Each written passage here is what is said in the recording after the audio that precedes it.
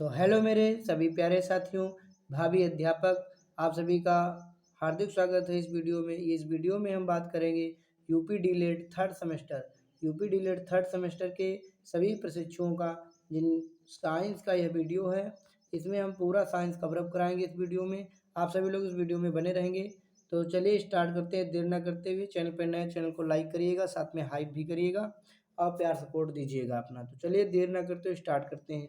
जैव विविधता, बायोडाइवर्सिटी क्या होती है? विविधता का अर्थ भिन्नता होता है। विविधता का अर्थ होता है विभिन्नता, अलग अलग। किसी विशेष क्षेत्र में जीव जंतुओं, कीटों आदि में पाया जाने वाला अंतर जैव विविधता कहलाता है। किसी विशेष क्षेत्र में जीव जंतुओं, कीटों आदि में पाया जाने वाला अंतर जैव विविधता कहलाता है। अगला प्रश्न यहाँ पर देखते हैं, जीव जगत। अगला टॉपिक जीव जगत। क्या है जीव जगत? जीवों के पोषण, बनावट, कोश की संरचना आदि लक्षणों के आधार पर जीव जगत को 5 भागों में बांटा गया है। पहला भाग है इसका मोनेरा जगत, फिर कवक जगत, फिर जंतु जगत, प्रोटिस्टा जगत, पादप जगत। मोनेरा, प्रोटिस्टा, पादप, फंजाई, फंजाई माने कवक, एनिमल, इतने पार्ट्स में इसको बांटा गया है। सबसे पहले देखते हैं मोनेरा जगत, मोनेरा किंगडम। तो आर.एच. बिटेकर साहब ने इसको 5 भागों में बांटा था। इसमें ऐसे जीव आते हैं मोनेरा में जिसमें प्रोकैरियोटिक कोशिका व अविकसित केंद्रक पाया जाता है। प्रोकैरियोटिक कोशिका, देखो कोशिकाएं 2 प्रकार की, प्रोकैरियोटिक, यूकैरियोटिक। प्रोकैरियोटिक में जो है केंद्रक पाया जाता है, अविकसित होता है, ठीक, और इसके ऊपर झिल्ली नहीं पाई जाती, केंद्रक के ऊपर झिल्ली नहीं पाई जाती, इसीलिए ये अविकसित केंद्रक होता है। जैसे कि बैक्टीरिया, जीवाणु हो गए, ठीक, इसको यहाँ पे याद रखेंगे। प्रोटिस्टा जगत क्या होता है? प्रोटिस्टा में इसमें एक कोश की, माने इसमें कोशिका होगी, कितनी कोशिका होगी? एक कोशिका। व यूकैरियोटिक, प्रोकैरियोटिक नहीं, यूकैरियोटिक। यूकैरियोटिक में क्या होगा? यूकैरियोटिक जीव आते हैं, इनकी कोशिकाएं विकसित होती हैं। यूकैरियोटिक में क्या होता है? केंद्रक पाया जाता है, केंद्रक के ऊपर विकसित केंद्रक पाया जाता है, उसके ऊपर झिल्ली पाई जाती है। जैसे अमीबा, पैरामीशियम, यूग्लिना आदि, तीनों को याद रखेंगे। Amoeba, paramecium, Euglena. प्रोटिस्टा जगत, प्रोटिस्टा जगत अमीबा, पैरामीशियम, यूग्लिना। यूग्लिना को पादप एवं जंतु के बीच की कड़ी कहा जाता है। यूग्लिना को पादप और जंतु के बीच की कड़ी कहा जाता है। प्रश्न बनेगा यहाँ से कि पादप और जंतु के बीच की कड़ी कौन है? तो यूग्लिना, यूग्लिना, यूग्लिना क्या है? पादप और जंतु के बीच की कड़ी। साथियों अगला देखते हैं कवक जगत। कवक जगत फंजाई किंगडम क्या होता है? इसमें वे जीव होते हैं जो मृत पदार्थों पर, सड़े गले पदार्थों पर निर्भर होता है, मृत कोशी कह लीजिए, तथा परजीवी भी शामिल होते हैं इसमें। इसको हम लोग यूकैरियोटिक कोशिका पाई जाती है इसके अंदर, इसमें विकसित होता है। जैसे मशरूम हो गया, सभी प्रकार के कवक, कुकुरमुत्ता हो गया, ये सब क्या हो गए? कवक हो गया। पादप जगत कौन सा होता है? पेड़ पौधे, इसमें सभी बहुकोश की, हरे पेड़ पौधे शामिल होते हैं। बहुकोश की, पेड़ पौधों में क्या होगी? बहुकोश, बहुत सी कोशिकाएं पाई जाती हैं। इस जगत को फ्लोरा भी कहा जाता है। फ्लोरा और पौना आपने सुना होगा, तो ये फ्लोरा पाया जाता है पादप जगत में। जंतु जगत, एनिमल किंगडम, इनमें सभी प्रकार के बहुकोश की जन शामिल, हम आप जैसे सभी लोग, इसे फौना भी कहते हैं। तो फ्लोरा और फौना यहाँ ध्यान रखेंगे। यहाँ पे क्या लिखा है? फ्लोरा, फ्लोरा यानी पेड़ पौधे, फा पेड़ पौधे, और फा माने फौना, फौना यानी जंतु जगत। तो फ्लोरा फौना भी याद रखेंगे। फौना माने हम लोग, और फ्लोरा माने पेड़ पौधे, फ्लोरा माने पेड़ पौधे, फौना माने हम लोग। तो सभी लोग ध्यान रखेंगे। जन जगत में बहुत कोश की, हमारे आप सबके शरीर में बहुत सी कोशिकाएं शामिल हैं, जानवरों में भी। कोशिका के आधार पर जीवों के 2 प्रकार, एक कोश की जीव, बहुकोश की जीव, unicellular animal and multicellular animal. तो यहाँ पर देखते हैं एक कोश की जीव किसको कहा जाता है? ऐसे जीव जिनका शरीर केवल एक कोशिका से बना हो, तो एक कोश की जीव कहा जाता है। जैसे amoeba, paramecium, Euglena. Amoeba, paramecium, Euglena, इनका सबका शरीर एक ही कोशिका से बना होता है। यूग्लिना किसके किसके बीच की कड़ी है? जंतु और पादप के, जंतु और पादप के बीच की कड़ी है कौन? यूग्लिना। ध्यान रखेंगे, यूग्लिना जंतु और पादप के बीच की कड़ी है। बहुकोश की जीव, मल्टी सेलुलर ऑर्गेनिज्म, ऐसे जीव जिनका शरीर एक से अधिक कोशिकाओं से मिलकर बना होता है, उन्हें बहुकोश की जीव कहते हैं। जैसे मनुष्य हो गया, गाय हो गई, घोड़ा हो गया, बकरी हो गई आदि, ये सभी लोग आ जाएंगे इसमें। सजीवों में होने वाली जैविक क्रिया, अगर जिसमें जीवन है, सजीव है, भारतीय वैज्ञानिक सर जगदीश चंद्र बसु ने बताया था कि सजीव जो होते हैं, पेड़ पौधे होते हैं, उनमें भी जीवन होता है, ये बताया था उन्होंने। और सजीवों में कौन कौन सी चीज़ें होनी चाहिए? श्वसन होना चाहिए, गति होनी चाहिए, पोषण, उत्सर्जन, वृद्धि, प्रजनन, ये अगर क्रियाएं जिसमें हो रही वो समझो सजीव है। सांस लेगा, चलेगा फिरेगा, अपना पोषण करेगा, शारीरिक बदलाव करेगा, उत्सर्जन करेगा, कुछ चीज़ें निकालेगा, वेस्ट मटेरियल को और वृद्धि करेगा और प्रजनन करेगा, अपने समान संतान को उत्पन्न करेगा। अगला यहाँ पर देखते हैं जीव और श्वसन अंग। ये प्रश्न आता है कि केचुआ काहे से सांस लेता है? त्वचा द्वारा। केचुआ काहे के द्वारा? त्वचा द्वारा। केचुआ को ही हम लोग किसान मित्र भी कहते हैं। किसान का मित्र कौन है? केचुआ। पक्षी, पक्षी में कौन श्वसन अंग होता है? फेफड़े। पक्षियों में पाए जाते हैं फेफड़े, जैसे मनुष्य में पाए जाते हैं फेफड़े, मछलियों में पाए जाते हैं गिल्स, गलफड़े। स्तनधारी, ये पे पाए जाते हैं फेफड़े। स्तनधारी जो मतलब बच्चों को जन्म देते हैं और दूध पिलाते हैं, तो ये स्तनधारी होते हैं। पक्षी हो गया स्तनधारी, पक्षी भी फेफड़े से, स्तनधारी भी फेफड़े से। मेढक, मेढक उभयचर है, त्वचा से भी, जब जमीन पर होता है तो त्वचा से मतलब फेफड़े से सांस लेता है, और जब पानी में होता है तो त्वचा से सांस लेता है। मेढक जब छोटा होता है तो उसको टैडपोल कहते हैं। मेढक जब छोटा होता है, बच्चा होता है, तो टैडपोल होता है। टैडपोल से मेढक बनता है। कायांतरण की प्रक्रिया, कायांतरण की प्रक्रिया कहलाती है। ठीक, यहाँ पर जब पानी में आयोडीन की मात्रा होती है तभी ये कायांतरण कर पाते हैं, नहीं तो नहीं कर पाते। मनुष्य एवं कुछ जीवों में श्वसन अंग। मनुष्य में नाक होती है, श्वसन नली होती है, फेफड़ा होता है। नाक, श्वसन नली, फेफड़ा। नाक, श्वसन नली, फेफड़ा। बाह्य अंग कार्य। बाहर नाक, नाक का काम होता है सूंघना, सांस लेना। कान का काम है सुनना। आँख का काम है देखना। हाथ का काम है वस्तु को पकड़ना। पैर, पैर का काम है चलना। मुख का कार्य है बोलना, भोजन करना। त्वचा का कार्य है स्पर्श करना। ज्ञानेंद्रिय भी है त्वचा। जीव, जीव का कार्य है स्वाद लेना। 5 ज्ञानेंद्रिय। आंतरिक अंग और उनके कार्य। मस्तिष्क, मस्तिष्क का काम है सोचना। अमाशय, स्टमक का कार्य भोजन पचाना। हृदय का कार्य रक्त संचालन करना। वृक्क, किडनी का कार्य रक्त से अपशिष्ट पदार्थ को बाहर निकालना और ब्लड और मूत्र को अलग अलग करना। फेफड़े का काम है सांस लेना।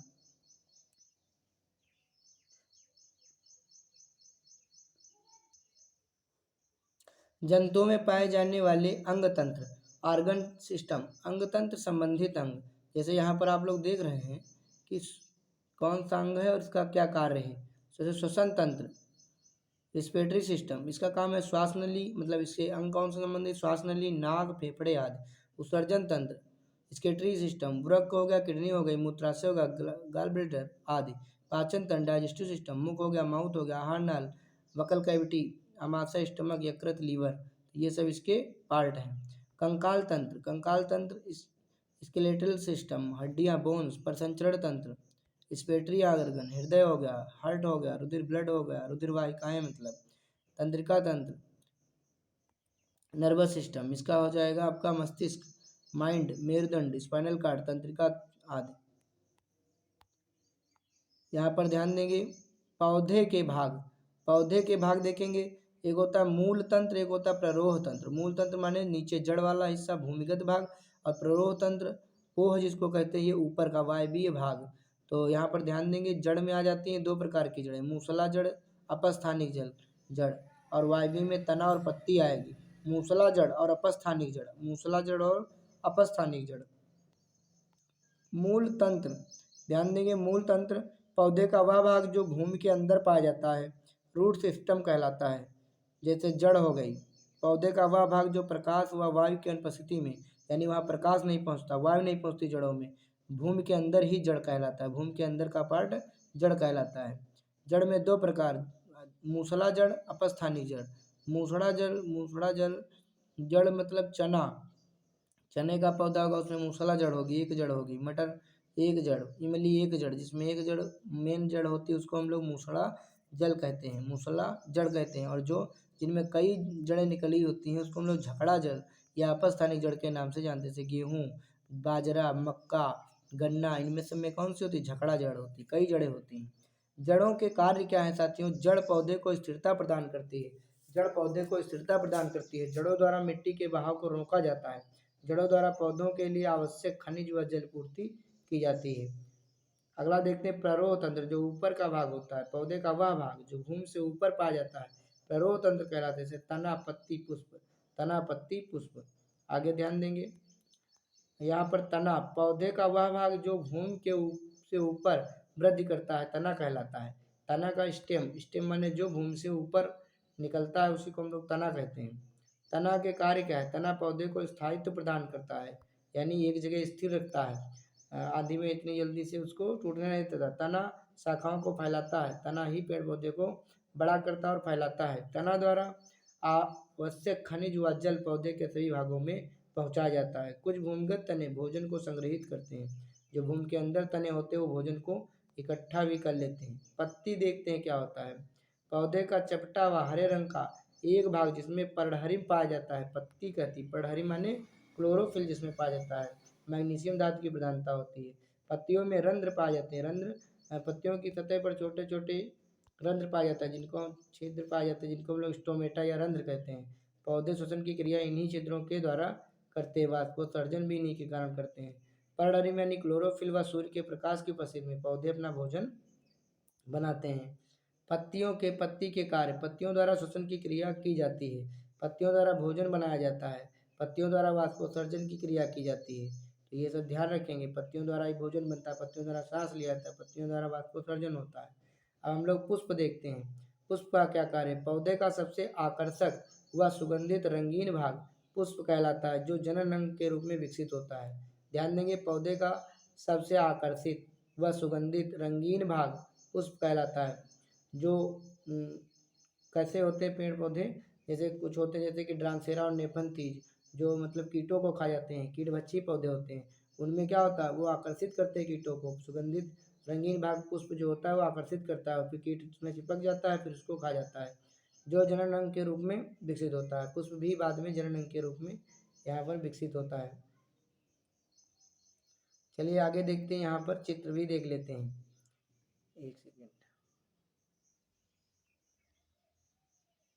पुष्प के विभिन्न भाग यहाँ पर देखेंगे। इसे पुष्पवृंत कहते हैं, ये पुष्पासन है। फिर यहाँ पर ये बीजांड है, इसके अंदर अंडाशय के अंदर बीज पाए जाते हैं, इसको बीजांड बोलते हैं। ये वर्तिका है और ये ऊपर काग्र है। पुष्प के भाग बाह्य दलपुंज, पुमंग, जायांग माने पुंकेसर ये वाला, और ये स्त्री केसर। पुंकेसर, स्त्री केसर, पुमंग, जायांग और दलपुंज और पुंज, इतने पार्ट इसके होते हैं। चित्र को ध्यानपूर्वक देखेंगे। साथियों यहाँ पर आगे देखेंगे कि जंतुओं और पौधों में होने वाली क्रियाएं। जंतुओं व पौधों में होने वाली क्रियाएं, क्रिया, कार्य और संबंधित अंग। तो क्रिया क्या है, श्वसन। तो देखो इसका कार्य क्या है, ऑक्सीजन को ग्रहण करना तथा CO2 का बाहर करना। ये कौन करता है श्वसन, ये होते हैं जंतुओं का कार्य है। ये जंतुओं का कार्य ऑक्सीजन को ग्रहण करना, कार्बन डाइऑक्साइड को बाहर निकालना। इसी प्रक्रिया को श्वसन कहते हैं। जिससे ऊर्जा भी मिलती है, क्योंकि भोजन का पाचन होगा और ऊर्जा मिलेगी। और इसका अंग कौन काम करेगा, नाक, श्वसन नली और फेफड़े ऑक्सीजन को ग्रहण करना और कार्बन डाइऑक्साइड को बाहर निकालना। और पत्तियों के रंध्र द्वारा श्वसन पादप में होते हैं। पेड़ पौधों में पत्तियों के रंध्र द्वारा होता है, और अपने अंदर मनुष्यों में नाक के द्वारा, श्वसन नली के द्वारा, फेफड़ों के द्वारा होता है। पेड़ पौधों में पत्तियों के रंध्र द्वारा श्वसन पादप में होता है। ध्यान रखेंगे। वृद्धि, जंतुओं व पादपों में लंबाई आदि का बढ़ना वृद्धि कहलाता है। जंतुओं व पादपों में लंबाई आदि का बढ़ना वृद्धि कहलाता है। हार्मोन्स के कारण जंतुओं व पादपों में वृद्धि होती है। हार्मोन्स के कारण जंतुओं व पादपों में क्या होती है, वृद्धि होती है। तो इसके बाद आगे बढ़ते हैं, पोषण देखते हैं क्या होता है। पोषण माने भोजन ग्रहण करके सरल रूप में बदलकर शरीर को ऊर्जा देने की प्रक्रिया पोषण कहलाती है। भोजन को ग्रहण करना है, उसके बाद उसको सरल अणुओं में तोड़ना है, फिर शरीर को ऊर्जा मिलेगी और ऊर्जा शरीर बनेगा, पोषण होगा, पोषित होगा। वे सभी तत्व जो हमारे शरीर के वृद्धि एवं विकास के लिए आवश्यक हों, पोषक तत्व कहलाते हैं। पोषक तत्व कौन कहलाता है, वे सभी तत्व जो हमारे शरीर के वृद्धि एवं विकास के लिए आवश्यक होते हैं, पोषण कहलाते हैं। साथियों इसको ध्यान रखेंगे, पोषक तत्व कहलाते हैं। पोषण के लिए आवश्यक अंग, पाचन तंत्र। पाचन तंत्र में कौन कौन शामिल होता है, सबसे पहले भोजन मुख में आता है, फिर पेट में जाता है, आमाशय में, फिर छोटी आंत में, छोटी आंत के बाद में फिर बड़ी आंत में, फिर बाहर निकल जाता है। अगली क्रिया परिसंचरण। परिसंचरण कार्य भोजन जल आदि का संवहन। भोजन का, जल का आदि का संवहन। संवहन माने आदान प्रदान। संबंधित अंग, रुधिर वाहिकाएं ब्लड वेसल्स ले जाएंगी, ऊर्जा को, ऑक्सीजन को सभी अंगों तक पहुंचाएंगी। पौधों में जाइलम द्वारा परिवहन होता है, जाइलम फ्लोएम द्वारा। जाइलम जल का परिवहन, फ्लोएम भोजन का परिवहन करता है। अगला कार्य उत्सर्जन, एक्सक्रीशन, शरीर के अपशिष्ट व अपचयित पदार्थ को बाहर निकालना। ठीक है, बेकार पदार्थ को। अंग कौन है, वृक्क, किडनी हो गई, मूत्राशय होगा, मूत्र नलिकाएं, तना, ये त्वचा, ये सभी होगी। पौधों के तनों में तने में छिद्र पाया जाता है जिससे उत्सर्जन की क्रिया होता है। पेड़ पौधों में वही स्टोमेटा जिसे रंध्र कहते हैं उनसे होता है। अपने अंदर उत्सर्जन वृक्क, मूत्राशय और मूत्र नलिकाएं भाग लेती हैं। त्वचा से पसीना निकल जाता है। प्रजनन पादपों और जंतुओं द्वारा अपने ही समान नए जीवों को जन्म देना प्रजनन कहलाता है। देखो पेड़ पौधों मतलब मनुष्य में क्या होगा, नर जननांग पाए जाएंगे, मादा में मादा जननांग, इस तरीके से जनन अंग पाए जाते हैं। लेकिन पेड़ पौधों में कौन होता है, पुष्प होता है और पुष्प में ही पुंकेसर और स्त्री केसर पाया जाता है। उसी में एक लिंगी द्विलिंगी होते हैं और उस प्रकार से जो है इसमें प्रजनन की क्रिया होती है। आप देखेंगे हार्मोन्स क्या होता है। हार्मोन एक प्रकार का प्रेरक होता है, कैटालिस्ट होता है, जो हमारे शरीर के जैविक क्रियाओं को नियमित एवं नियंत्रित करता है, रेगुलेट करता है और डेली करता है। हार्मोन्स की कमी या अधिकता दोनों हानिकारक है। हार्मोन्स की कमी हो जाएगी तो दिक्कत है, ज़्यादा हो जाएगा तो भी दिक्कत है। ठीक भैया, तो कितना होना चाहिए, नॉर्मल। हार्मोन्स अंतःस्रावी ग्रंथि द्वारा स्रावित होता है, ध्यान रखेंगे। हार्मोन जो है अंतःस्रावी ग्रंथियों के द्वारा स्रावित होगा। बाह्यस्रावी ग्रंथि, इसमें पदार्थ वाहिकाओं द्वारा संबंधित अंगों तक पहुंच जाते हैं, जैसे लार ग्रंथि, श्वेत ग्रंथि, दुग्ध ग्रंथि, तो ये सभी हो जाती हैं बाह्यस्रावी ग्रंथि। अंतःस्रावी ग्रंथि, इनमें पदार्थ को बहने के लिए नलिकाओं की आवश्यकता नहीं होती है, जबकि पदार्थ सीधे रुधिर में फैल जाता है, डायरेक्टली सीधे ब्लड में चला जाता है, नलिकाओं में नहीं बहता। और बाह्यस्रावी वालों में नलिकाओं में बहता है, बाह्यस्रावी नलिकाओं में बहता है, अंतःस्रावी जो है सीधे ब्लड में चला जाता है। जैसे पीयूष ग्रंथि, पिट्यूटरी ग्लैंड, सबसे छोटी ग्रंथि, थायराइड ग्रंथि, ये सभी कैसी ग्रंथियां, अंतःस्रावी ये ग्रंथियां हैं। थायराइड ग्रंथि ध्यान देंगे, थायराइड ग्रंथि जो है कहाँ होती है, तो मनुष्य के गर्दन यानी गले में पाई जाती है। कार्य क्या है इसका, शरीर के उपापचयी क्रियाओं को नियंत्रित करना, रेगुलेट करना। स्रावित हार्मोन कौन सा स्रावित करती है, थायरॉक्सिन हार्मोन।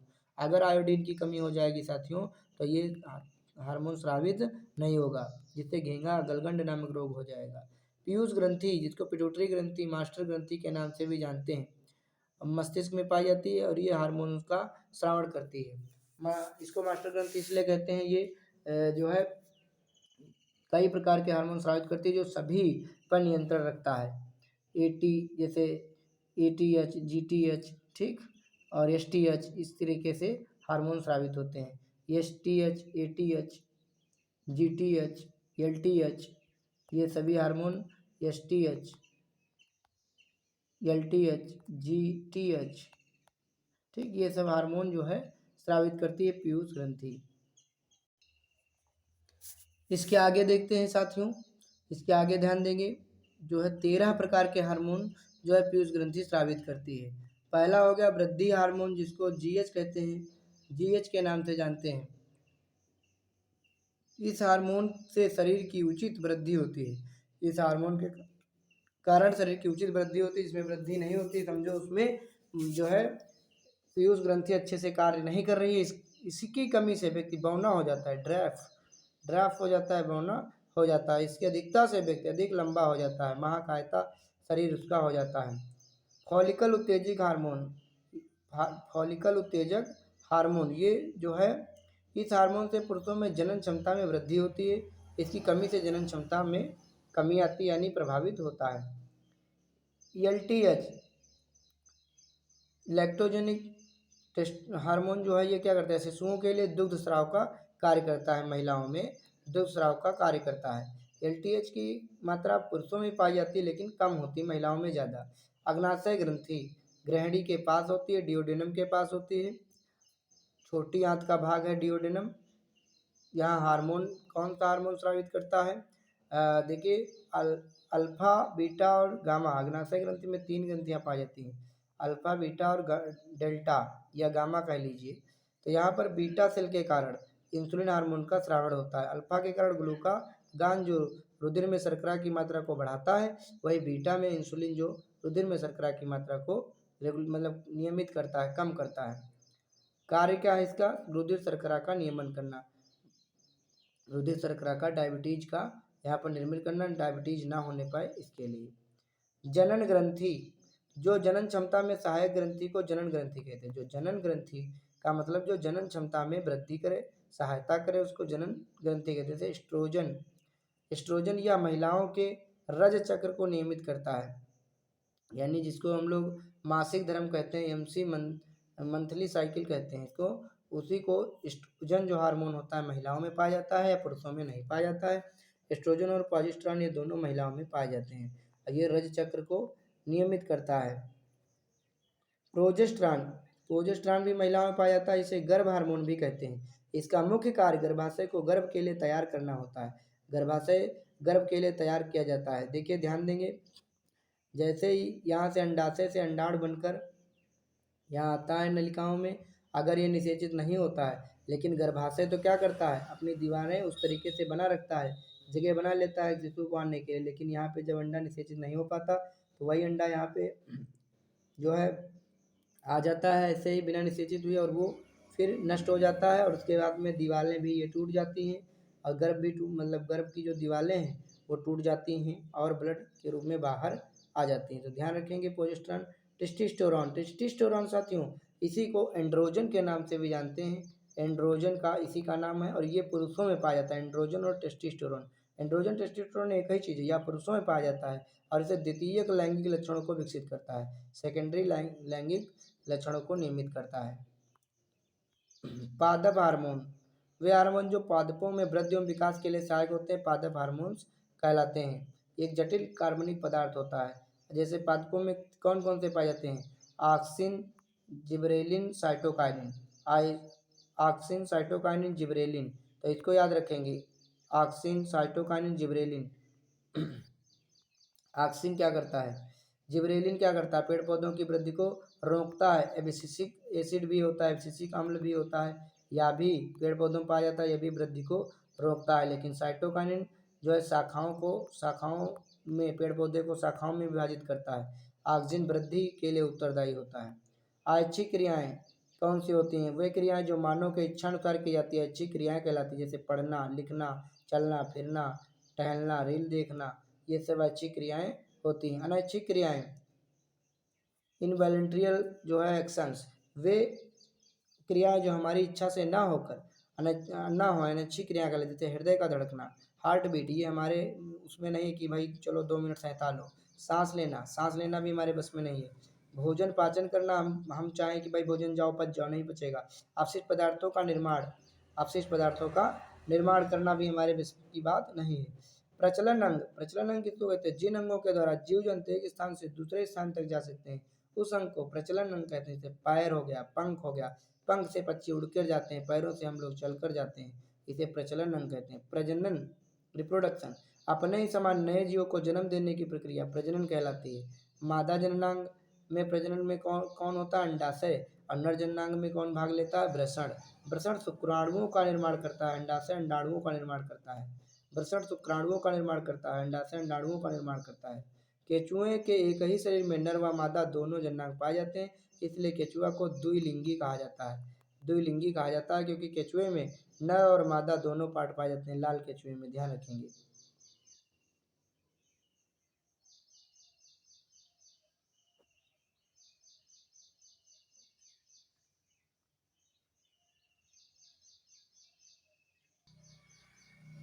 चलिए यहाँ पर अब कुछ करेंगे ऑब्जेक्टिव टाइप प्रश्न। पहला है, पत्ती में पाए जाने वाले रंध्र के बारे में सही उत्तर क्या है। तो पत्ती में जो रंध्र पाए जाते हैं वो निचली सतह पर साथियों पाए जाते हैं, ये ध्यान रखेंगे। पत्तियों में रंध्र जो पाए जाते हैं वो निचली सतह पर छोटे छोटे छिद्र पाए जाते हैं, इसका विशेष ध्यान। अगला प्रश्न है, मूल रोम किसमें पाया जाता है। मूल रोम जड़ में पाया जाता है। अगला प्रश्न है, पुष्प का नर भाग निम्नलिखित में से कौन सा है। पुंकेसर, पुंकेसर होता है साथियों नर भाग, पुंकेसर होता है नर भाग, इसको जो है ध्यान रखेंगे। तो चलिए साथियों, इस वीडियो में यहीं तक, मिलते हैं नेक्स्ट वीडियो में। तब तक के लिए आप सभी लोग हमारे चैनल को प्यार और सपोर्ट दीजिए, सही से बढ़िया अच्छा सा लाइक दीजिए, उसके साथ हाइप करिए। आपका वीडियो मतलब जो है पेपर बहुत ही अच्छा होगा, ये मैं ऐसी आशा रखता हूँ। चलिए मिलते हैं नेक्स्ट वीडियो में, तब तक के लिए धन्यवाद, take care, bye bye, thank you.